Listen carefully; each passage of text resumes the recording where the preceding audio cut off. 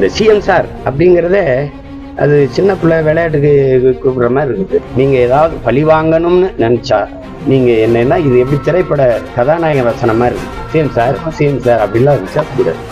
அது தன்மையான பதிவா இல்லை. அது பார்க்கும்போது அந்த அந்த இறப்பை விட வலியா இருக்குது நமக்கு. அந்த அதுக்கு பின்னாடி நடக்கிற நிகழ்வுகள் இருக்குல்ல, அதை விட வேதனையே இல்லை.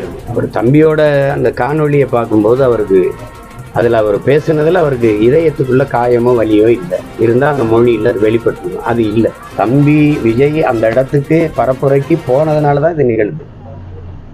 நான் போகலைன்னா அது நிகழாதுல்ல. நான் போனதுனால தான் நிகழுது. அப்போ காரணம் யாரு?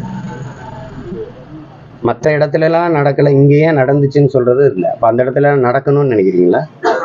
அந்த இடத்துல ஏன் நடக்கலைன்னு நினைக்கிறீங்களா? இங்கிருந்து பறந்து போற அந்த வெளிநாட்டுக்கு போற அந்த குஜராத்ல இருந்து பறந்து போற விமானம் மட்டும் ஏன் வெடிச்சதுன்னு கேட்பீங்களா? சொல்லுங்க, அப்படி கேட்பீங்களா? எல்லாரும் போற பேருந்து விபத்துக்குள்ளால இந்த பேருந்து மட்டும் ஏன் விபத்துக்குள்ளாச்சுன்னு கேட்பீங்களா? அப்படி கேட்கறதே தப்பு.